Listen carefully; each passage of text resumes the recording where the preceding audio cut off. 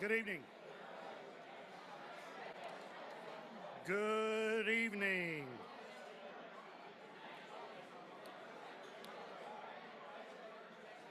Good evening, everyone. Hello out there. Can you hear me? Hello, hello, hello. Hello, hello, hello. Hello. Testy. Here we go. There we go. Now we're cooking. Hello, everyone. Good evening and welcome to our second chapter meeting of the 2021-22 school year.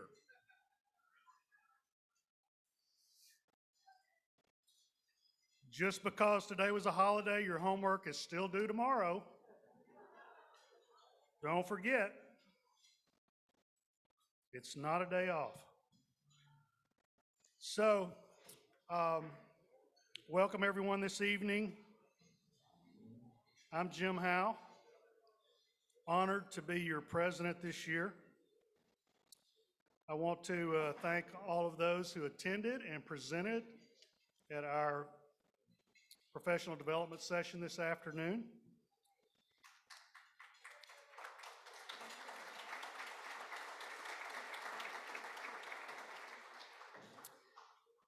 And for all those that attended and participated in our social hour.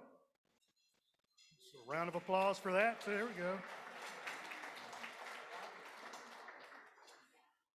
We want to acknowledge our chapter title sponsor, all of our sponsors who are so generous and offer so much to this chapter. You will see their names on the board, but you will also see their names in our directory when it comes out soon. And I just remind you, if you're a member and you're in need of professional services, always check our sponsor list first, if you would. We have wonderful professional organizations that offer great value, great services, and are ready and willing to help you, whatever those needs may be. Our chapter title sponsor is KPMG. Thank you, KPMG. Our strategic partners, Financial Additions and UMB Bank. Our special events partner, Holmes Murphy. All of those organizations are back after sticking with us through COVID 1.0, and we welcome them back. And our special meeting sponsors this evening that we'd like to recognize, Avison Young, BDO, Sage Intact, and Barry. Thank you all.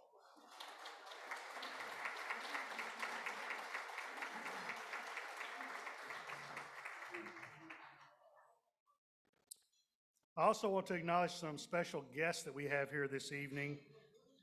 Representatives from the Irving Las Colinas Chamber, I believe, are here. Wave your hand if you are. Thank you all. Also, we have representatives from Paul Quinn College. Wave your hand. We thank these groups who are contributors to our Metroplex in a number of ways, and we welcome your presence here. And please, members, go up and introduce yourself before you leave this evening if you haven't already. I also want to welcome our new members that are, I believe, sitting over here at table 5 with Tom and John. And a few other board members. Thank you guys for being here this evening. We hope that what you've been told about FEI is true, that you enjoy this evening. And we do have excellent salesmen sitting with you at that table, as you see there. So keep the glasses full, Tom. There you go. So thank you guys for being here, and welcome to FEI. And again, if you're a member, please go by and shake their hand. Thank you to the membership committee led by Shane Rutherford, and co-chairs Tom Hook and John Casey for doing such a great job of reaching out and bringing in financial executives to join this organization.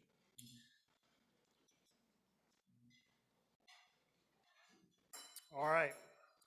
Upcoming events, I just want to acknowledge upcoming chapter events. We have a lot going on, and if you haven't been sold already on being a member, there's a lot of wonderful opportunities to get either to network or get continuing professional education credits in the upcoming month. First of all, our career management group, working with Thing, will have their monthly meeting on October 19th. If you've been a member and participated in that in the past, please make note that Bank of Texas is now hosting this. This is a new location. It's a great venue. They're incredibly hospitable to us in welcoming that group. So if you're looking for additional networking, particularly around your own career, please join that group on October 19th and go for both the presentation, but also just to meet colleagues. We have upcoming SIGs on 10/21. We have the manufacturing distribution. Actually, that's the CFO series. On 10/27, we have the energy CFO series. And then also want you to mark on your calendar that November 8th will be the next chapter meeting in a month. We look forward to seeing you back here for that. So, that being said, I would like to now introduce the chair of our programs committee, who reaches out, networks, and finds great speakers for us each month. Bryce Mohn, if you would come up, please, and introduce our speaker.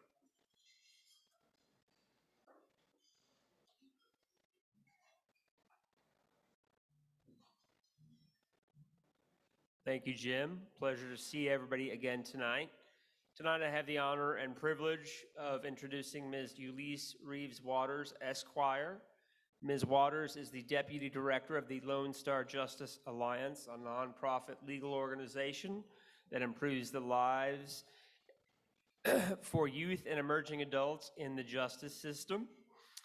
She is very well educated, with holding BA degrees in English, Spanish, and a BBA in organizational behavior and business policy, and a Juris Doctorate from SMU. Prior to her time here at the Lone Star Justice Alliance, she served as the assistant city attorney for the city of Dallas. She's been the recipient of numerous awards, specifically included in D Magazine's 78 Women Changing the Face of Dallas, where I was able to find her as a speaking option, so great magazine to read. She is the recipient of the SMU Dedman School of Law of Emerging Leadership and Distinguished Alumni. She has been a recipient of the Dallas Business Journal 40 Under 40 Award, and she is also a recipient of the SMU Black Alumni's History Maker Award, their highest honor. When she is not busy with the Lone Star Justice Alliance, she is busy with her husband, Dr. Reverend Michael Waters, raising their 4 children. So without further ado, Ulysses, if you could take the stage.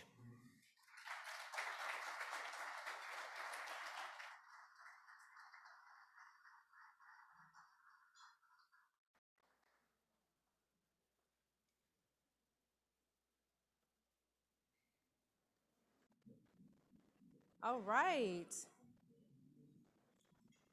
Thank you so much, Bryce. I tell you, over these last few weeks that we've gotten a chance to call and talk to one another, I think you're one of my new friends now. So, when I give you a ring just because, don't act like you don't know who I am anymore. To President Jim Howe and the rest of the leadership of the Dallas chapter of the Financial Executives International, and especially to Programs Chair Bryce Moen for extending this wonderful opportunity to me to come and speak with you this evening. I'm so grateful for the opportunity to share about the work that we do with the Lone Star Justice Alliance. So thank you very much. And I'll tell you, I kind of have a husband who enjoys storytelling. You gotta have to, being a pastor. So with a preacher in the house, I kind of get into storytelling as well.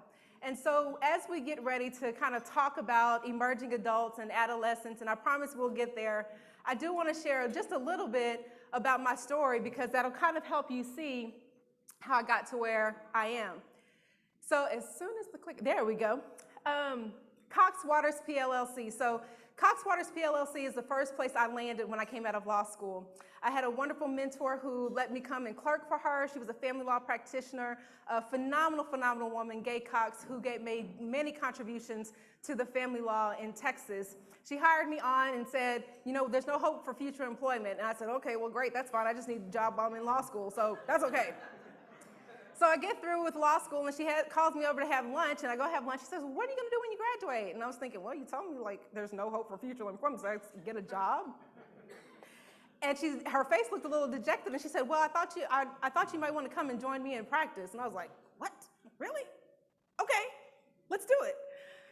So I started off at Cox Waters PLLC. We're a small boutique family law firm that did collaborative practice and litigation. And in my collaborative work with Cox Waters PLLC is where I really got an intro into multidisciplinary teams. We launched the first ever CPS collaborative project for Dallas County, where we worked to bring collaborative partners together so that we could keep children with their families. And so that was my first insight into multidisciplinary work and my first insight into mental health. So many of you may or may not know, but in the African American community, mental health is like a stigma sort of thing, right? Like talking about seeing a therapist is typically taboo. It's getting better though, which is great.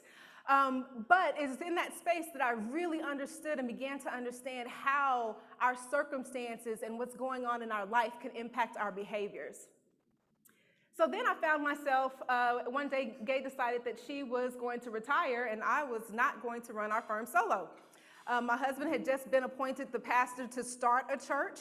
So I had infant children, an infant job because we just launched Cox Waters PLLC, and an infant church. So at that point, somebody had to grow up and I couldn't grow my kids up. So I had to get a grown-up job. So I went and started working for the Dallas City Attorney's Office. And while I was at the Dallas City Attorney's Office, I was introduced to problem-solving courts. And in problem-solving courts, the heart of the problem-solving court is to seek to understand why the person who is in front of you came before you if you're a prosecutor. So it's to understanding the underlying circumstances that cause someone to either get a citation or to find themselves justice system involved. And that's where I launched the first ever young adult court in the state of Texas, which we ultimately found was one of the first in the country. And it was called the Second Chance Community Improvement Program. And I fell in love with this work so much that I wound up partnering up with a woman named Elizabeth Henneke, who launched Lone Star Justice Alliance in August of 2017. And we committed to do this work full time. So that's what we do full time. And as I've been in this space to do this work and learn more and more, I've had many opportunities to speak before a number of bodies to share this information, because sometimes you can be on the ground doing the work so much, so often, so long, you forget that something that's like everyday common knowledge to you isn't common knowledge to everyone. And so we've had the opportunity to share. I've even had the opportunity to do a TEDx SMU talk. So if you haven't seen it, please Google it and see it. It's called Can You See Me Now? And we trace how the intersections of poverty and public safety and public health really lead to issues of folks being justice system involved. And so please take the time to check that out. Now, I know that, goodness, my little clicker went ahead of me, and let's see, there we go. Okay, so we will get to the subject matter at hand, but I've got to make sure that we sort of level set first. I got to make sure that everybody has the same understanding when I say terminologies like young adults or emerging adults or adolescent. So adolescence is a period of time where human growth and development is where children are becoming adults, right? So they're in the in-between, if you will, right? So they're not really kids, they're not really adults, they're just awkward. Y'all remember that awkward stage? Yeah, just awkward, right? Now, if some of you are paying attention, you may have seen my slide, but I like to be interactive. So who can tell me what is the age range for adolescents? What is it? 13 to 10, who else? 10 to 12? 10 to 20? Did somebody say 42? Man. So, most often when we do these conversations, folks are typically say 10 to 12, they'll say, 12 to 15, so on and so forth. But recent neuroscience, and sociologists have found that young adulthood or emerging adulthood and adolescence actually ranges from 10 to 25. 25, right? So for some of you who may have a child who's 19, 20, you're like, that's what's going on. Yes, adolescents, 10 to 25. So what does this mean when we're talking about adolescence? What does it mean for these young people and their behaviors, right? How do we characterize these behaviors? Limited self-regulation. Do you all have a 19, 20, 21-year-old in your vicinity who seems to be all over the place all the time? Yeah? Or maybe that period of time. Yes, yeah, Paul Quinn, yes, I know, right? Y'all have a sea of them. Bless you. But limited self-regulation, essentially what we say is that young adults in this period of time, they're either hot or cold, right? They don't have a whole lot of in-between too much. So it's I'm up today or I'm down. I'm happy or I'm angry, right? So some of the other, thank you for that affirmation. So some of the other things are sensitivity to immediate rewards. So young adults, they want their stuff now, right? Like if I show up for work today, I want to get paid today. I do not want to wait for my paycheck, right? Or if I do the job well, I want the praise right now. So they are sensitive to immediate rewards. Now, that can be annoying and frustrating for supervisors and parents and others, right? But if you take that information and use it for your good, that means that when I get a young adult who does something well and I give them immediate reward and immediate satisfaction, that means they'll do that thing again and again and again, because that's a motivating factor for our emerging adults. They are susceptible to peer influence. I bet you probably guessed that though, right? So a lot of times when we hear peer influence, we think of negative influence, but they are also susceptible to positive peer influence. So when you're thinking about I actually had so I told you my husband's a pastor, and we have a bishop who was the senior bishop of our church, and we talked to him, we tried to get counsel from him, and we said, how did you raise your son? Like, what did you do? And he's like, I got some wise counsel from, one of my mentors. And he said, my son was acting up and he was doing all sort of things. And I was like, what's going on with this boy? This is not how we raised him. And he said his mentor said to him, ask him who his heroes are. And so when he said who his heroes are, he was like Martin Luther King Jr. and, Jesse Jackson and some other folks, right? Like some other just really notable people who clearly had just really rooted themselves in self-service and just really trying to make a better life. So his mentor said to him, your kid will be fine. So one of the things that we do in our program and in our work is we ask our young adults, who are your heroes? Now, if they tell me they have none, that's actually not a problem. That means I get to introduce you and expose you to some heroes, right? And sheroes. Yes. So limited ability to make decisions requiring future thinking. Right? So you ask the question, so you're at college and you just spent all of your money on going out of town for the weekend. How are you going to pay your rent? I don't know. I was just gonna call my mom, right? I don't know. I was just gonna call my dad. They are limited in thinking long term, thinking towards the future. Everything, again, it's like right now, in the moment, it's present day. We're not, we don't have a whole lot of adolescents who are thinking about legacy, right? It's like, legacy, what is that, right? And they are into risk taking. Guys, like it's again, like you hear a theme, instant gratification, right now, excited, going just a rush, right? And let me tell you, research has shown that this is the case no matter where you grow up. Studies have shown, not just the US, but other countries across the world, adolescence is marked by these same characteristics. But what happens when behaviors that are clearly characteristic of adolescence are also against the law? And they're highly motivated. So this is just a little diagram that tells you a little bit more. So the reason that we have these actions and these activities by adolescents and emerging adults is because there's something in your brain called the prefrontal cortex. Anybody familiar with the prefrontal cortex? Yes, okay, wonderful. So what happens is that somewhere around 25, 26, 27-ish, the prefrontal cortex gets fully developed, and that's where you have your executive functioning. So that ability to like sit back and say, okay, if I get out of the car and run around this car right now at the red light,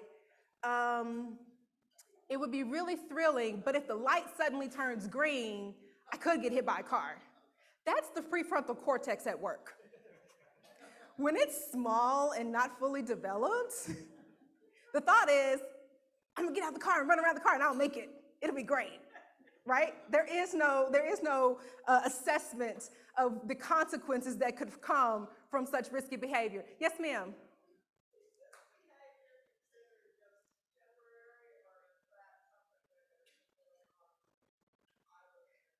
Actually, it is contemporary.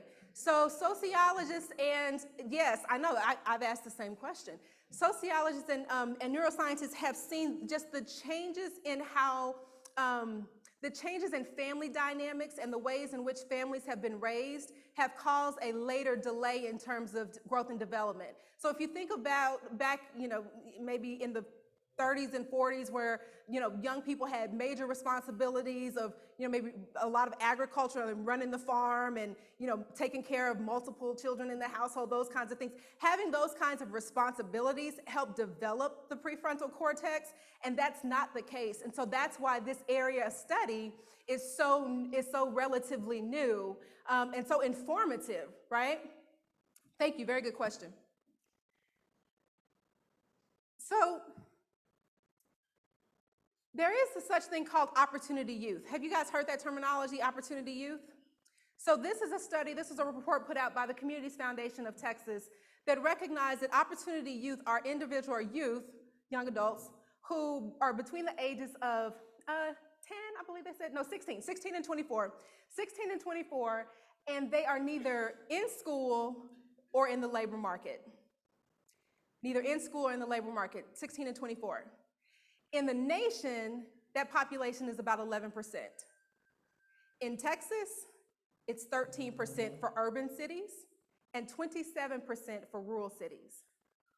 So what this means is that almost 500,000 16 to 24-year-olds are neither in school nor working. And they are defined as opportunity youth because we found that if we can engage these youth, whether it be in education or it be in the workforce, we can change the trajectory of their lives. Remember, one of those characteristics of the emerging adult is that they are malleable, they are easy to change because they are susceptible to peer influence and motivation. So if we can influence them and motivate them, then we can change the trajectory of their lives.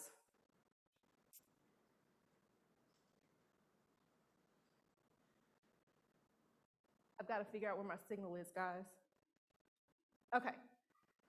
So the report says that making opportunity youth a priority is critical. So why is it critical? So what the study found is that in Houston, by not making opportunity youth a priority, it costs $27 billion. $27 billion. But when we do make opportunity youth a priority, $12,000 goes back into the federal taxes. We save over $35,000 a year of not having folks be incarcerated. It's very interesting to see as well that when we engage opportunity youth, they are 9 times more likely to have health insurance, to have health coverage, and 45% will own homes. Now, if you want to talk about a good ROI and a good investment, investing in our young people is the place to do it. But what about justice-involved emerging adults? See, this is a whole different little scenario. Because in addition to all of the same factors that just the everyday young adult has, emerging adults also struggle with additional barriers that keep them disconnected from the social supports and services and resources that could get them into education and employment. So emerging adults in Texas make up 11% of the population, but 30% of the arrests. That is a huge disproportion. 11% of the population, but 30% of the arrests. And then when you talk about recidivism, 75% of emerging adults will recidivate. What does that mean? They will become again involved in the justice system. Why is that? Because we've already talked about the normal behaviors of emerging adults. And I posed the question to you kind of quickly. I slid it in, but I think some of you may have heard it. The question I posed was, what happens when the everyday normal behavior of an emerging adult is criminalized? Oh, somebody answered, yes? That's right. We have more criminals. And it's not that they're actually criminals. It's that we have laws that don't take into account the behaviors of young people. And I'm just going to put this plug in here. It's time for Texas to raise the age. Let me give you a plug why. In our work, in our alternative to incarceration work, we have 17-year-olds because at 17 years old in Texas, you can be charged and held criminally responsible for an offense. We had a 17-year-old come into our program. We did our needs assessment, we did our resource assessment, and found that he had a mental health condition that we needed to get serviced. Guess what? We could not get him the service because his mother had to fill out the forms because you have to be 18 years old to sign consent forms on your own. So we have a 17-year-old who is willing to get mental health services. We cannot find his mom for 2 months, and he cannot sign his own paperwork because he's not old enough. Yet the criminal law will hold him criminally responsible for his behaviors. There is a disconnect. So we surveyed emerging adults in our work, and we found that many of them are unsheltered. Many of our young adults who wind up justice involved do not have a home. In fact, in Dallas County, DISD has buses that run to the homeless shelters to pick up children. There are even homeless lounges in the schools to care for the homeless children because the population is so great. Substance abuse. Substance abuse is a big issue, but you know why? Because so many of our young people have experienced so much trauma. Think about it. If you are in a situation where you typically do not know where you're going to lay your head, you could potentially have a parent who has been locked up, or potentially have a parent who has a mental health disorder that has gone undiagnosed and untreated. You are going to have trauma. And unfortunately, for many people, the way that we self-medicate trauma is through substances. And this is not unlike our either more affluent or more impoverished. It happens the same way. It's just unfortunately, most times more of the more impoverished folks get caught, if you will. And welfare, child welfare system. Many of our emerging adults who find themselves arrested or involved with the criminal justice system are also a part of the child welfare system. So imagine, there's this thing called attachment that I have a 9-month-old at home, and so he loves to be with his mother. Yes, he does. Yes, he does. And I love to be with him. But we bond when the baby is first born, they put the baby on the mom and they put the baby on the dad, and that's so that you can develop that attachment. What happens when you have a child who has not developed attachment and in fact does not know where they're going to stay? Or better yet, gets placed from foster home to foster home and is molested and abused over and over and over and over and over again. And then you have folks who prey on children and rope them into a life of either prostitution or sell them for sex or sell them for whatever reason. And now you have emerging adults, young people who are growing up in conditions where they really actually don't have many options. And all the while, we miss them. We as a community miss them. Some of the other challenges is, even if one of these hasn't gotten that young person, the work readiness skills are so undeveloped because most young people who find themselves justice system involved also dropped out of school. So they've dropped out of school, they have limited education, they've not been employed by anybody, so they have limited workforce skills. What else is there to do other than potentially sell drugs or figure out some other way, some other illegal means of getting your resources and your needs met? And so because of the lack of skills, there is high unemployment among emerging adults. And all of these barriers and challenges is a great mix for justice system involvement, unfortunately. So LSJA, Lone Star Justice Alliance, what do? Well, part of what we do is what I'm doing here is we share this story, we share this narrative with our community because we know that there is such a heart for young people, such a heart for our future, that if folks know that this is happening, we know that our communities will do something about it. And so what we do is we combine evidence-based practices in health and law and criminology. So we do that to impact the space, the field of study, so that we can come up with alternatives, with solutions to this myriad of problems. And we catalyze community-centered solutions to remedy these systemic injustices and inequities.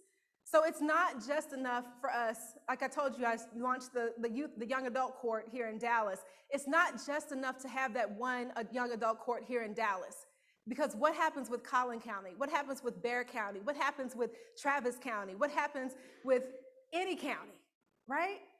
We've got to do something that catapults a systemic change, or we will face the just devastating fact that we have lost a whole generation of young people to a criminal justice system, a criminal legal system that really does not know what to do with them and really makes them worse.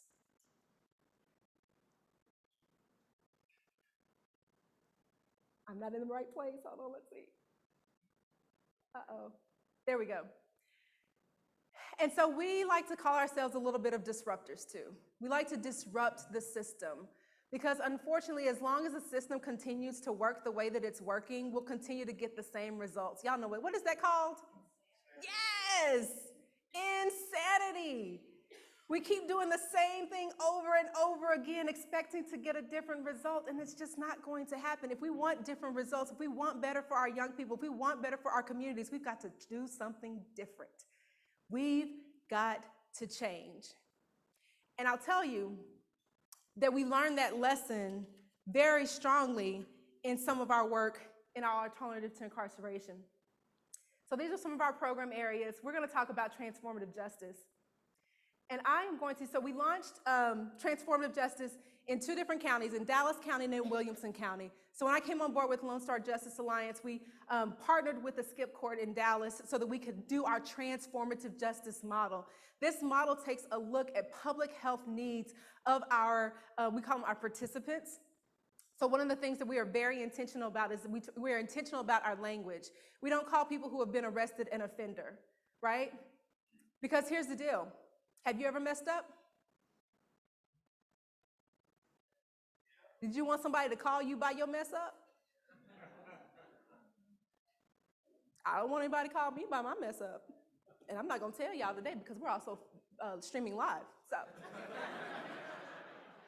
So we posed the question, why do we label folks by their mess up? Brian Stevenson, I'm sure many of you are familiar with him with the book and movie, Just Mercy and the Equal Justice Initiative in Montgomery, Alabama. But he says, none of us is the sum total of our worst action.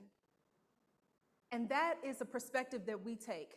We have engaged with so many young people who, because out of desperation, found themselves in situations that led them to get an arrest or to become incarcerated, but they have so much potential. I have learned so much from many of them. There was a young woman in the skip court, and I'm going to go ahead and skip forward. I'm going to actually show you this video if I can. Can I click it? Let me see if it's going to work. I don't know if that's going to work. Could the tech guy in the back, could you help me out? Would you be able to click that link for me? And while that link is coming up, I'm going to tell you the story. So we had a woman who came in. She was 22, and in our court program, she was literally pregnant with her 8th child.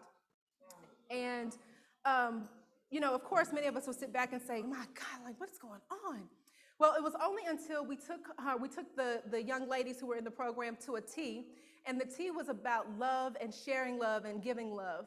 And it was after that tea that this young woman opened up with us a couple of things. The first is that she was molested by her friend's dad at a slumber party when she was a young girl, which made her become promiscuous. The second was that she realized that she had never heard her mother tell her that she loved her. So this young woman, after having tea to talk about love, y'all. After having tea to talk about love, the very next day, she lined up all of her 8 children before getting them out the door to go to school, and she told each one of them, one by one, I love you, I love you, I love you. That tea changed her life and the lives of her children. The one thing that I noticed when I had this story about her, some of us were, the case manager and I were sitting around talking, like, man, you know what? We've got to get her some skills. She needs some skills. And in the middle of having this conversation about needing to get her some skills, I thought, wait a minute. This young woman has 8 children. She shows up to every court appearance on time. Her kids go to school every day on time. She pays her bills on time. And she has successfully completed many aspects of our program. She can share with me some skills, right? So if we can get this video up and going.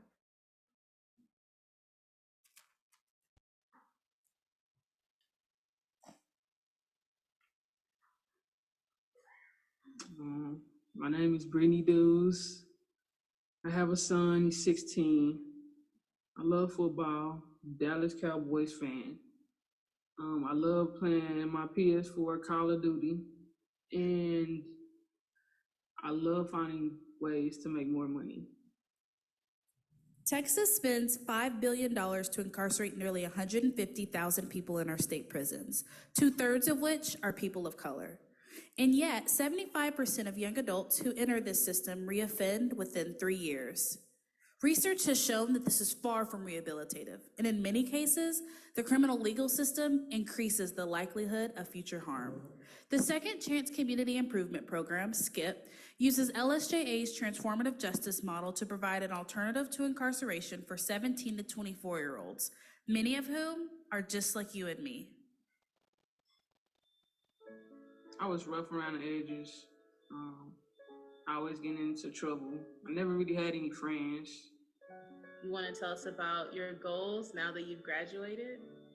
Oh yes, now that I graduated, my first goal is to buy at least 5 shares of Tesla, since they split their stocks. And also, my goal is to create this app for the alcohol and tobacco delivery and also for mall runs. That's what's up. That's a great idea. For real, for real. Yes, I'm working on that now as we speak, you guys. And you graduated top of your class too. And I graduated the top 10% of my class. The SKIT program reimagines justice for emerging adults facing nonviolent felony charges whose prior history indicates that they will be particularly well suited for redirection from the traditional adult criminal justice system to a treatment-based alternative. A group of behavioral health experts reviews the results from a participant's needs assessment to develop an individual treatment and accountability plan to address the participant's unmet needs and to make amends to their community. Using the transformative justice model, these experts rely on evidence-based interventions shown to reduce recidivism from 75 to 10%. Everybody on the board is skilled. Like they always said, wherever you want to be, like you can be it. Like you can do it. Like if that's what you want to do, you can do it. You just have to take those steps to get where you need to go. And that was really important. Like they were really motivating, always there for you. Half of all young adults between the ages of 17 and 24 charged with interest of felony time, we can go ahead and offenses stop the will enter video. the program in jail Thank you. through a remote online process. I wanted to share And that all with you program because this was the interventions launch have been into our designed to engage workforce emerging space. adults both through So that was our in-person transformative and justice in the alternative to incarceration, working with courts. But we moved forward and we launched into workforce because we recognized that there was such a critical need for us to be able to intercept and work with some of our employers so that we can get young people into jobs. Because what we found, that was some of the results, sorry about that. So what we found is in our program, our failure rate was 17% and the traditional rate is 76.8%. So we were pretty successful, we thought. And so Just Careers is what gets us to our workforce solution.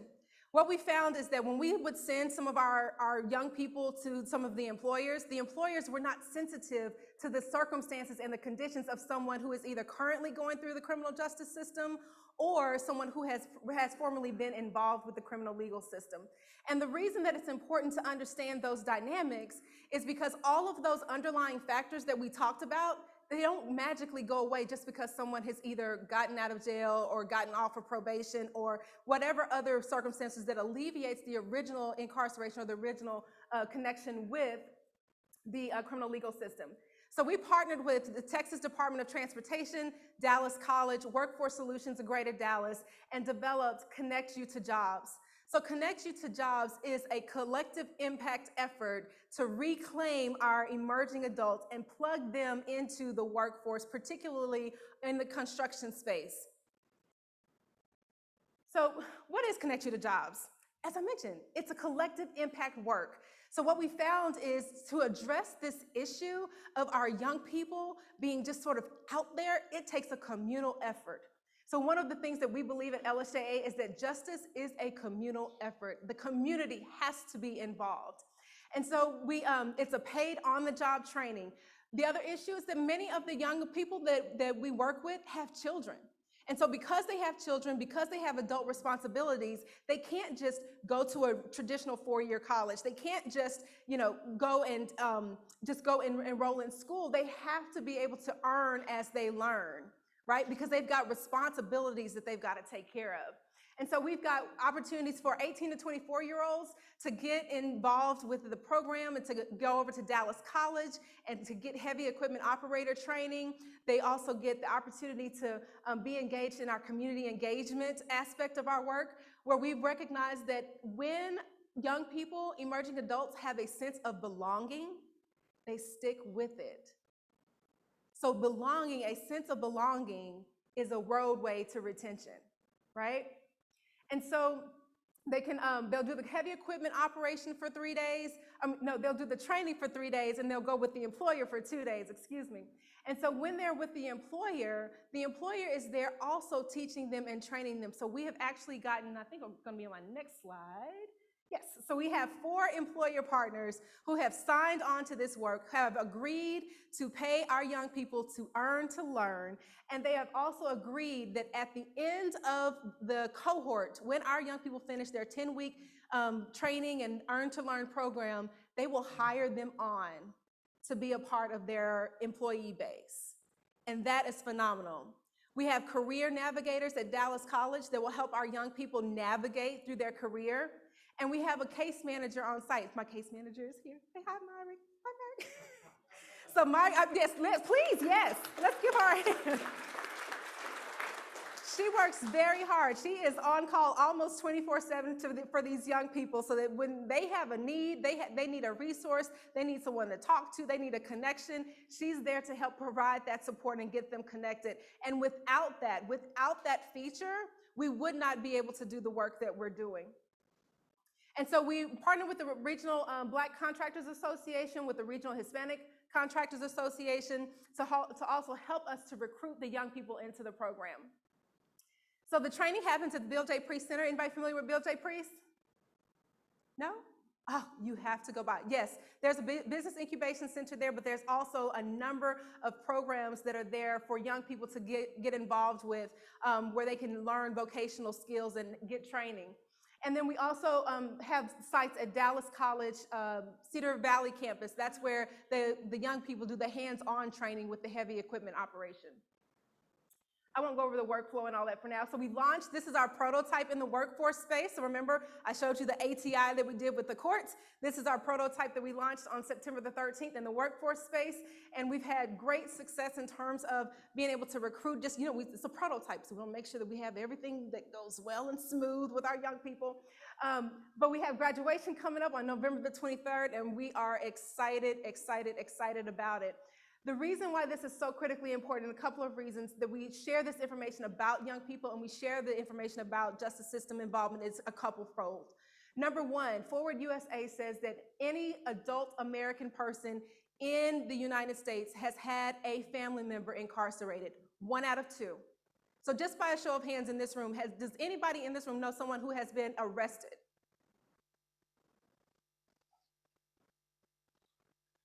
Yep. That's pretty close.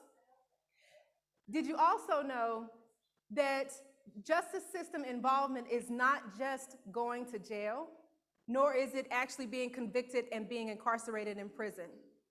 But justice system involvement is just getting arrested. So even if you were to get arrested and your case was dismissed, if you go apply for a job and you get a background check, that arrest will pull up on your background. And did you know that folks who have a criminal background or criminal history are 50% less likely to get called back for a second interview? 50% just from being arrested, even if the case got dismissed. So what makes us unique? We do employer training. And the reason we do an employer training is because this information that I shared with you guys about adolescent brain development, it is critical for employers. Just like it's critical for me, raising a young adult, because I said I have a 9-month-old, but I also have a 15-year-old. There are 2 in between too, so there's a big gap. But we train employers, and the reason that we train employers is because we want both our employers and our trainees to be successful in this new relationship. So we want our employer to know some techniques and some skills to be able to successfully encourage and get the best out of their young person when they hire them on, right? And these are skill sets, honestly, that apply across the board. So we do adolescent brain development. We do trauma-informed care. I will tell you right now, on the hopefully verge of coming out of COVID, trauma-informed care is going to become a more essential skill set and tool for employers to have, because there is so much trauma that's being experienced over and over and over by so many people in the world, period. And so trauma-informed care is one of the trainings that we give our employers. And then we also do positive behavioral interventions and supports. So if some of you are kind of involved in the education space, you may understand what that is, PBIS. But essentially, remember we talked earlier about how young people are highly motivated when they get rewarded. So the idea is that we reward you for the behavior we want to see, we hold you accountable for the behavior we don't want to see, and we show you how to do it better. Isn't that a novel idea? Right? Because guess what? All of us get PBIS'd all the time, right? You show up to work, you get a what? PBIS, right? The incentive is I get a paycheck. I also love my job, but the incentive is I get a paycheck. And the other piece that makes us different is that we employ a multidisciplinary care team. So we bring folks that represent the social determinants of health, areas of social determinants of health, community-based organizations that are doing this work on the ground and doing it well, and we bring them around the table to help us support our young person through the program. I'll just hit a couple of the goals. So some of the goals that we have for our program is that we want to increase training opportunities for women, minorities, and disadvantaged individuals. We want to reduce income disparities for justice-involved emerging adults by providing them a livable wage. Y'all, when they get hired on, they can make anywhere starting out at $50,000 a year up to $90,000 a year. This is a huge change and a huge life shift for these young people. When you talk about creating economic mobility, this is the way that we do it. And then we also want to create a diverse workforce, and we want to increase employer competencies for employing emerging adults generally, and then specifically justice-involved emerging adults.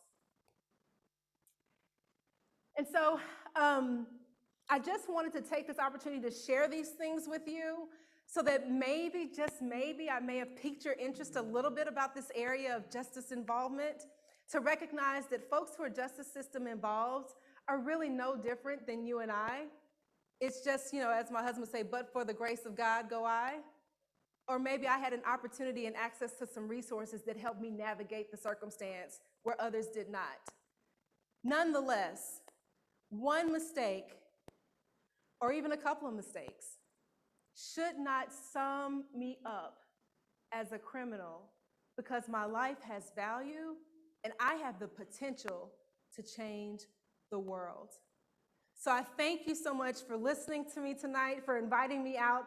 Thank you for the opportunity to share about Lone Star Justice Alliance. I know I may be running just a little bit over, but if there are, do you want me to take any questions, Bryce? Okay, so if there are any questions, I'm happy to take some questions, but I am so excited, and thank you so much for allowing me to be here tonight. Yes, sir.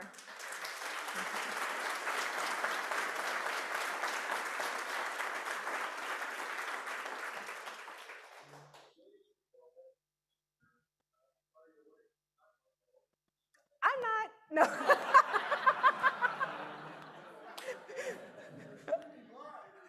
Oh, that's right, that's right. Shh, no.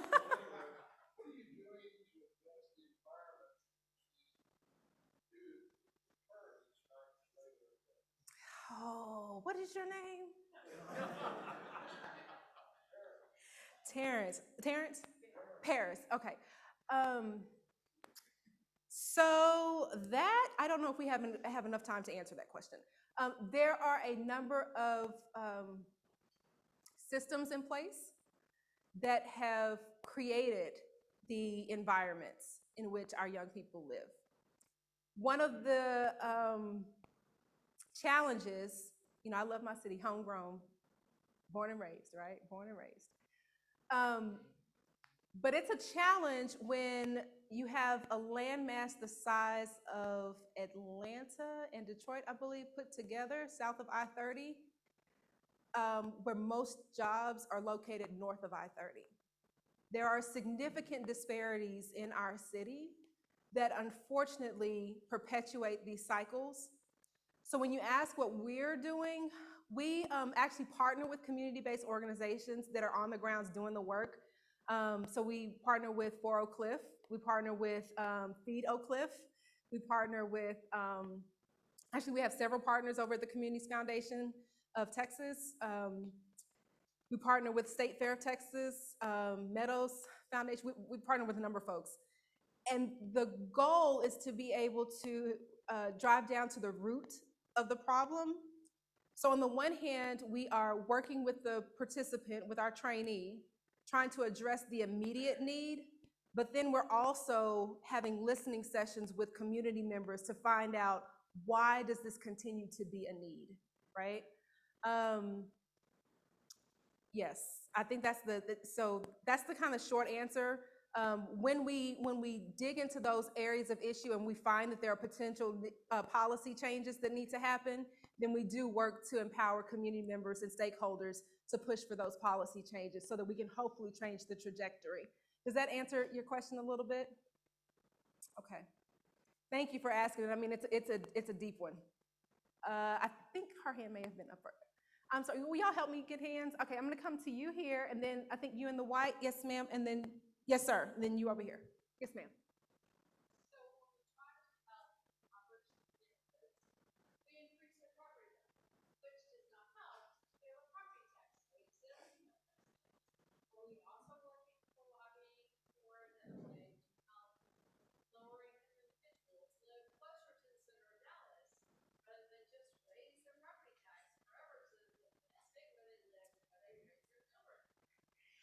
Yes, so. No, you're absolutely right. I mean, so here's the deal. So one of the areas, because when we launched out to do this work originally, we targeted certain zip codes because we wanted to make sure that the opportunity came to the folks who needed it the most.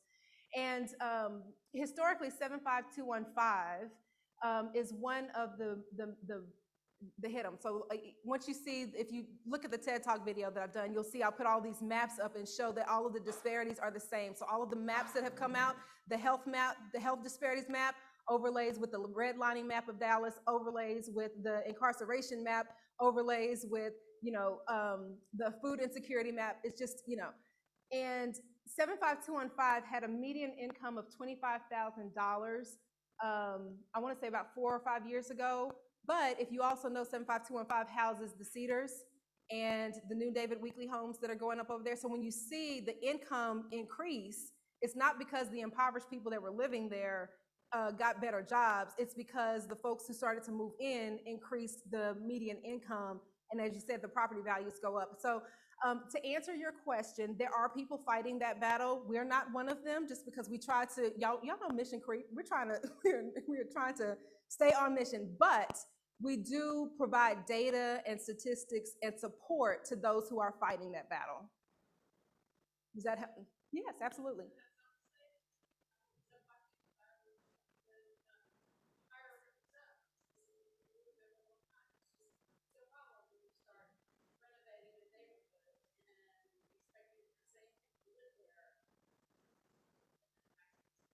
Absolutely. That's been a really big, there's been a huge outcry from like the Bishop Arts District and folks, that have been there long standing and have had some real challenges with keeping up with the property taxes. Thank you for sharing that. Yes, ma'am.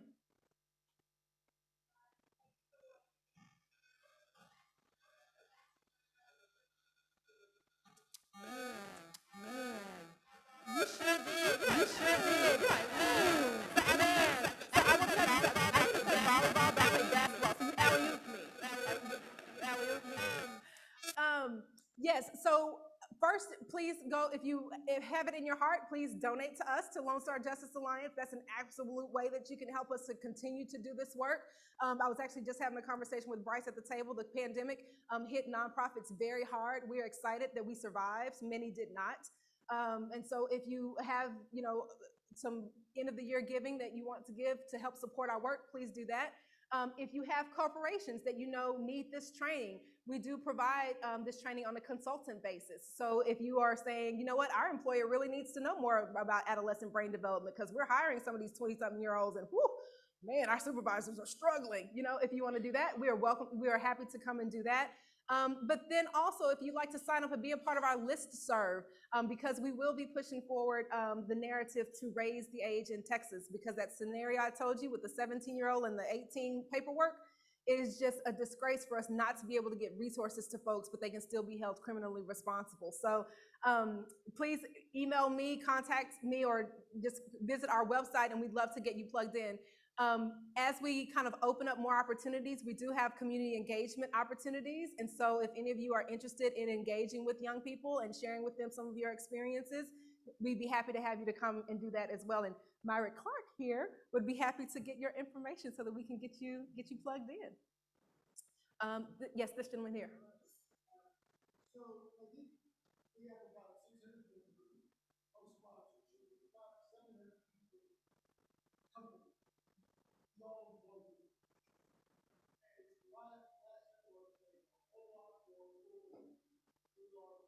Yes.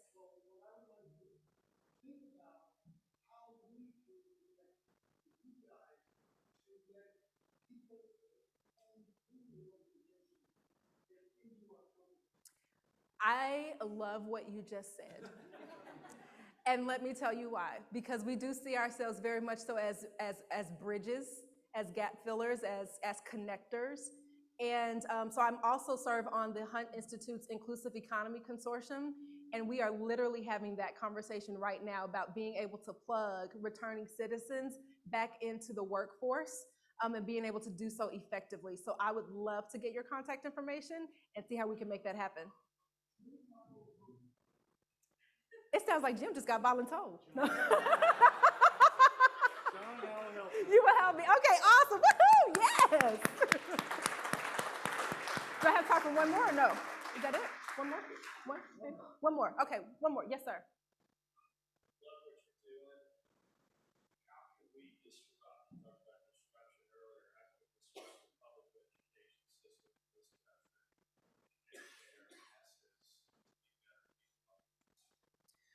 Disrupt public education.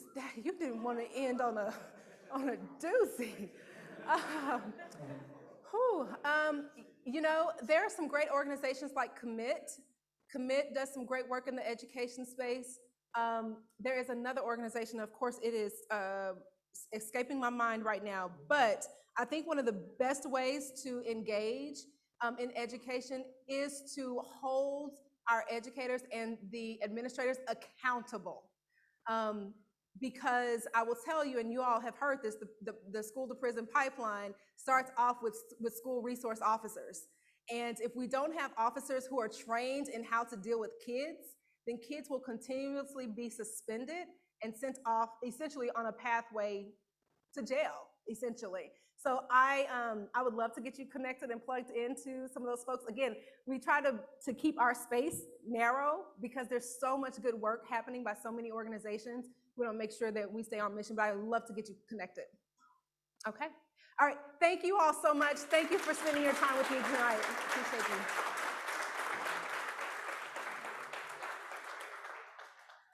Thank you so much, Gianna. All right.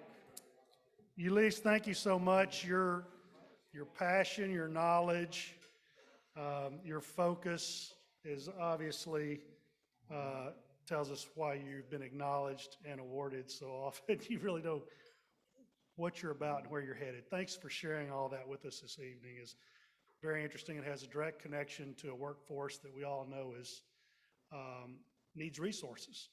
And any group out there that is not finding its way in to help us, you know, hurts everyone in this audience. So thank you for the work you're doing. Thank you again for being here this evening.